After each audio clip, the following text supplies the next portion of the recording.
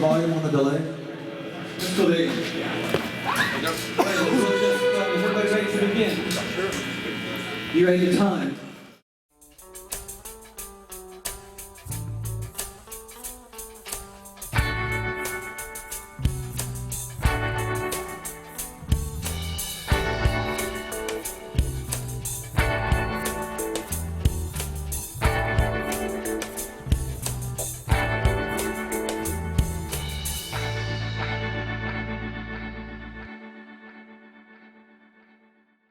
The girls. I saw that. Sappho goes to Hollywood. Let's review it, yeah. Shall we? Wayne, what are you reading right now? You know, I'm trying to even think. I know. You know, the only thing I really read, and this is just it's a good coincidence, is I pick up the New York Times every Sunday and I try to. That's all I need. I have to say, you know, I've gotten so sick of 24-hour news cycle. You know what I mean? What did it for me, it was two stories. It was, I don't know if you remember, like a year and a half ago, maybe it was longer ago, the Toyota dilemma. Yeah. And I would turn on whatever news it was, and it would be like, we're still talking about it. Nothing has happened yet, you know, and then it was the BP and the oil spill. Right. And how, you know, nothing would happen, And yet we would... The timeline just keeps going on and on and on and on, man. And so any minute change in whatever, we would be right there. And my feeling was, you know, like, you're the people collecting the news. You know, when it's worthy, come and tell me. Right. Because I don't want to sit here all day. But then I decided, yeah, I'm sitting here all day. What am I doing? And so now I just read the paper.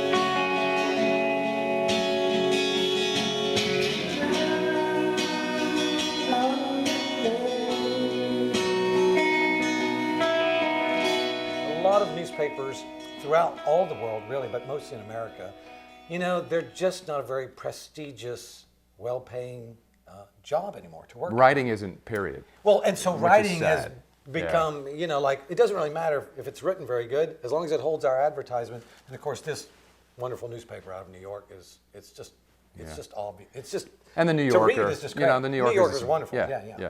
But I think this plays into this whole digital revolution, you know, and like how media shifted. And you started out when vinyl was, you know, yes, you know, and you pick up the album, you go, wow, album artwork, everything was this three-dimensional experience. Well, I think back then you never thought that there was going to be anything else, you know. I mean, I remember going to. Do we even have J.C. Penney's anymore? Yeah, I think so. You'll remember what that is. Yeah, absolutely. Yeah.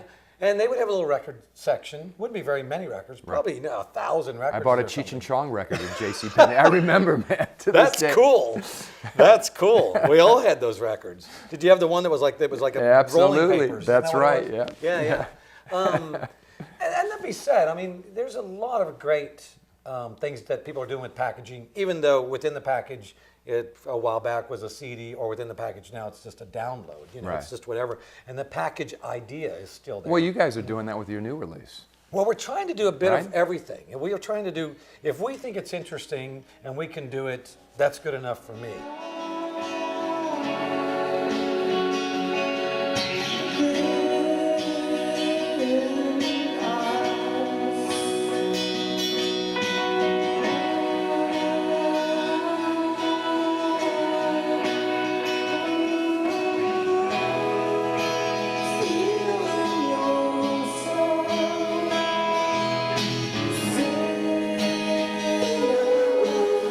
National Record Store Day. You guys are coming out Well, with this Record Store Day, people really love this thing now. Absolutely. Yeah. I wish I had a day.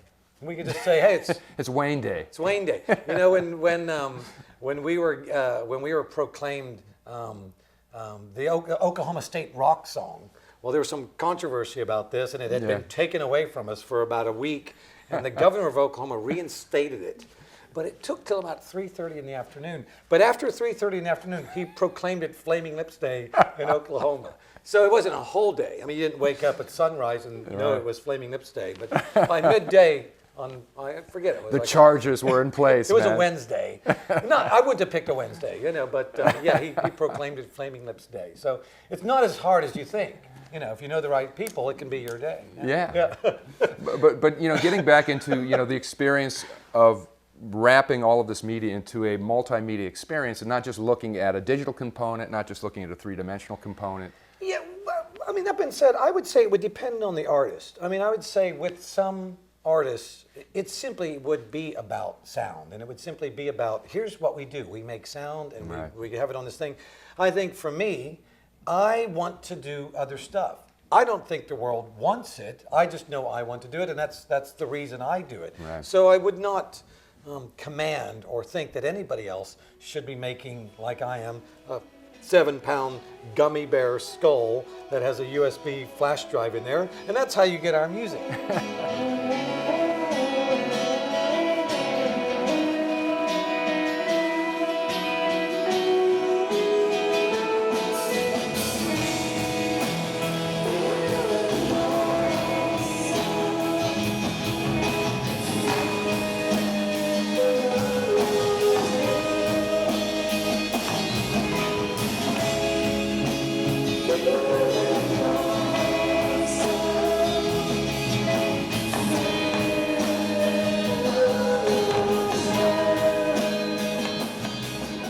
People still like just the simple experience of I download some music, I listen to it, right. I walk away. But I think a certain segment of our audience anyway loves this connection to it, that they get to pick the tracks and they can manipulate the tracks and they can manipulate the space that it's in, and they can try different combinations. A lot of people that are Flaming Lips fans are musicians themselves. They're artists, they're experimental artists, they're producers, they're people involved in the stuff. And so, yeah. Like I said, I don't think it's for everybody. Yeah, and we did it with vinyl too, though. Well, a number of years ago, Well, we did it with CDs. CDs. We did this. I thought it was an album first. No, see, it was a CD Well, first. we started doing these experiments just in a parking garage in Oklahoma City where we lived. We'd go to this Italian restaurant and they'd have this big underground parking garage. Right.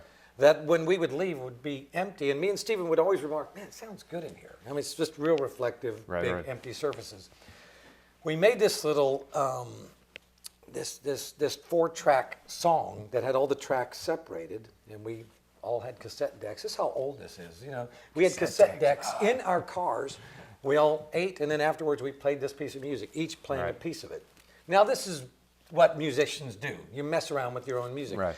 So anyway, we got the idea that we could do a grand thing like this, and so I immediately said, let's do 40 cars, and we'd make a piece of music that goes in each one of those. Well, it took me about 8 months, but we finally arrived at this thing we called the parking lot experiment. We called all of our friends that had cassette decks. Some of them have really big cassette decks too, And we arranged them, and we played this piece of music. I'd yell at people over a bullhorn, and I'd say, start, and they'd do the best they could. And we knew that this was a very clunky thing.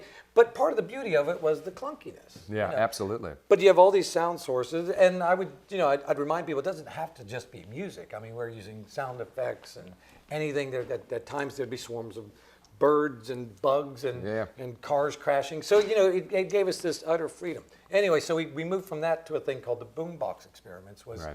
It's out of the parking lot. You could just go into a club somewhere. We supplied everyone with these giant boom boxes, and we'd tell them how to manipulate the volume. So anyway, this evolved into this release you're talking about in 1997 called Zyreka, where it was 4 CDs that you could play in separate CD players. Now, compared to 40 cars, that seems like a little bit of a letdown. Yeah, man. But it still is quite a challenge to get 4 CD players to all play together. And they don't all play together very well. I mean, there is something about it being a disconnected piece of music. We don't realize how much our minds are used to hearing precise music.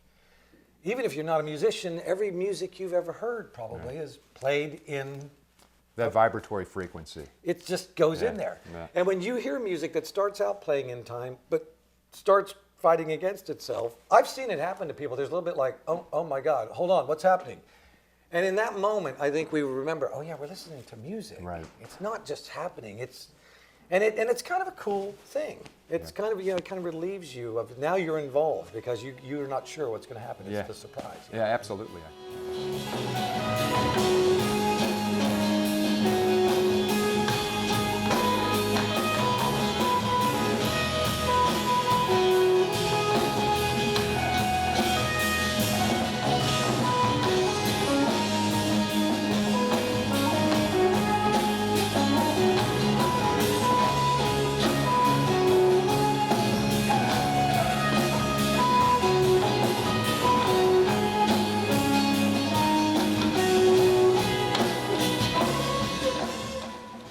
And conceptually, is there anyone you'd love to work with that is on your radar that maybe doesn't even know you?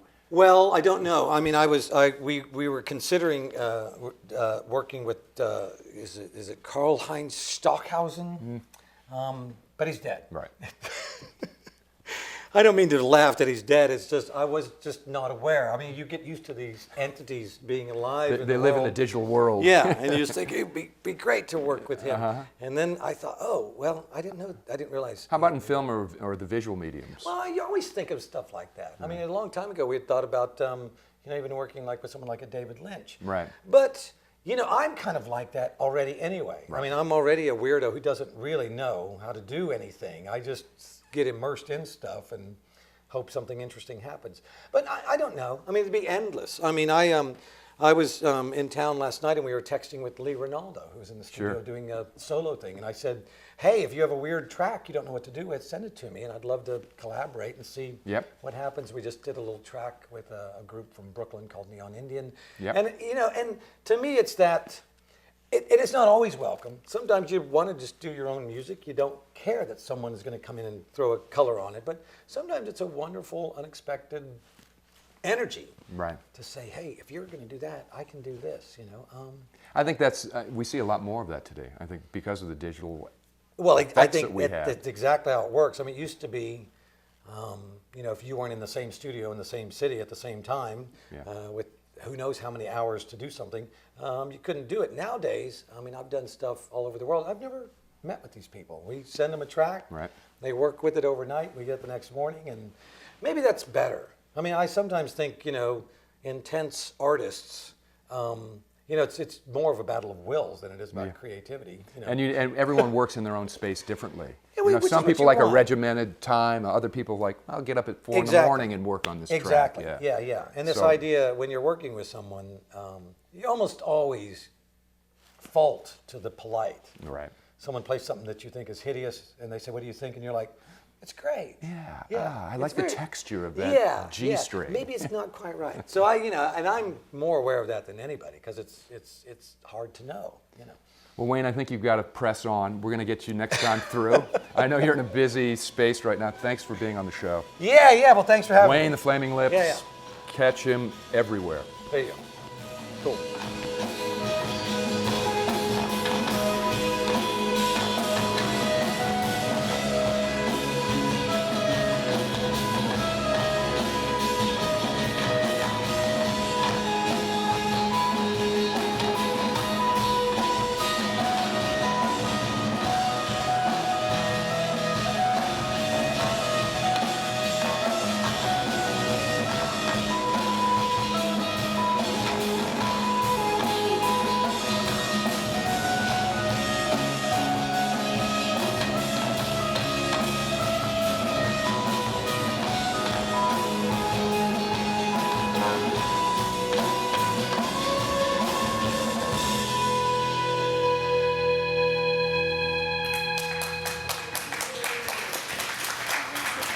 More drums.